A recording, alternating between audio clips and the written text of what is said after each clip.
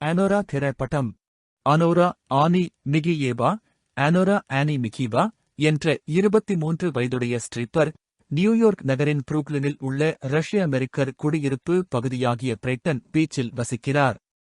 ரஷ்ய மொழியில் நன்றாக பேசக்கூடிய ஒருவரை வேண்டுமெனக் கேட்ட 21 வயதுடைய இவான் வான்யா சகாரோ, இவான் வன்யா ஜகாரோ என்பவரை அவரது முதலாளி அவருக்கு அறிமுகப்படுத்துகிறார். வான்யா, ரஷ்ய ஒலிகார்க் நிகோலே சகாரோவின் மகன். அமெரிக்காவில் படிப்பதற்காக வந்திருந்தாலும் தனது பெரும்பாலான நேரத்தை கிளப்புகளில் கொண்டாட்டங்களில் ஈடுபடவும், தனது பெற்றோருக்குச் சொந்தமான ஆடம்பரமான புரூக்ளின் மாளிகையில் வீடியோ கேம்கள் விளையாடவும் செலவிடுகிறார். வான்யா பலமுறை உடலுறவுக்காக ஆனியை பணியமர்த்துகிறார். அவர் அவளை புத்தாண்டு இரவு விருந்துக்கு அவர்களின் திருமண செய்தி ரஷ்யாவை எட்டியதும் வான்யாவின் தாய் கலினா தனது அர்மேனிய காட்பாதர் டோரோஸை அவர்களை கண்டுபிடித்து திருமணத்தை ரத்து செய்ய ஏற்பாடு செய்யுமாறு உத்தரவிடுகிறார். அதே நேரத்தில் அவர் மற்றும் வான்யாவின் தந்தை நிகோலை அமெரிக்காவுக்கு புறப்படுகிறார்கள். டோரோஸ் தனது அடியாள்களான கார்னிக் மற்றும் இகோரை மாளிகைக்கு அனுப்புகிறார். அவர்கள் வான்யாவின் பெற்றோர் அவரை மீண்டும் ரஷ்யாவுக்கு அழைத்துச் செல்லப் போகிறார்கள் என தெரிவிக்கிறார்கள். ஆனியை வணிகவதி என அழைத்து வான்யா கிரீன் கார்டுக்காகவே அவளை திருமணம் செய்தான் என கூறுவதால் ஆனி கடும் கோபம் அடைகிறார். வான்யா அங்கிருந்து தப்பிச் சென்று விடுகிறார். கார்னிக் மற்றும் இகோருடன் ஆனி கடுமையாக சண்டையிடுகிறார். இறுதியில் அவர்கள் அவளை கட்டுப்படுத்துகிறார்கள். டோரோஸ் வந்தபின் அந்த மாளிகையும் செல்வமும் அனைத்தும் வான்யாவின் பெற்றோருக்கு சொந்தமானவை என்றும், வான்யா மனதளவில் முதிர்ச்சியற்றவன் என்றும், அவர்கள் மீதே பொருளாதாரமாக சார்ந்திருப்பவன் என்றும் ஆனியிடம் கூறுகிறார்.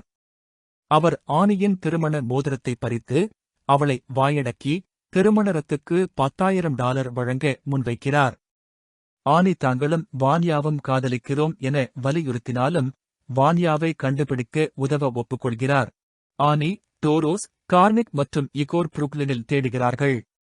வான்யா ஆனியின் பழைய ஸ்ட்ரீட் கிளப்பில் இருப்பதாக, அங்கு டைமண்ட் என்ற போட்டி நடனக்காரி அவனை மகிழ்வித்து வருவதாக ஆனி தனது நண்பர்களிடமிருந்து அறிகிறார். அவர்கள் வான்யாவை கிளப்பிலிருந்து இழுத்து வெளியே கொண்டு வருகிறார்கள். ஆனால் அவர் மிகுந்த மது அருந்திய நிலையில் இருப்பதால் அவர்களது பேச்சை கேட்க முடியவில்லை. இதனால் நீதிமன்றத்திற்கு வெளியே இரவு முழுவதும் காத்திருக்க வேண்டிய நிலை ஏற்படுகிறது. திருமணம் நெவாடாவில் நடந்ததால் ரத்து செய்யும் கோரிக்கை நிராகரிக்கப்படுகிறது. விமான நிலையத்தில் ஆனி ரஷ்ய மொழியில் நிகோலைக்கும் கலினாவுக்கும் தன்னை அறிமுகப்படுத்திக் கொள்கிறார். ஆனால் கலினா அவளை நிராகரிக்கிறார். பெற்றோருக்கு அடங்கிய வான்யா குளிர்ச்சியான குரலில் ஆனியிடம் அவர்களது திருமணம் முடிவடைய வேண்டும் என்கிறார். கலினா அனைவரையும் லாஸ் வேகாசுக்கு புறப்படும் விமானத்தில் ஏறுமாறு உத்தரவிடுகிறார். திருமணத்திற்கு முன் ஒப்பந்தம் எதுவும் இல்லாததால் விவாகரத்து உடன்படிக்கைக்காக வழக்கு தொடரப்போவதாக ஆனி கூறுகிறார். ஆனால் கலினா அவ்வாறு செய்யாவிட்டால் பொருளாதாரமாக அவளை நாசப்படுத்துவேன் என மிரட்டுகிறார். வான்யாவின் கோழைத்தனத்தையும் அவரது குடும்பத்தின் அதிகாரத்தையும் உணர்ந்த ஆனி திருமண ரத்து ஆவணங்களில் கையெழுத்திடுகிறார்.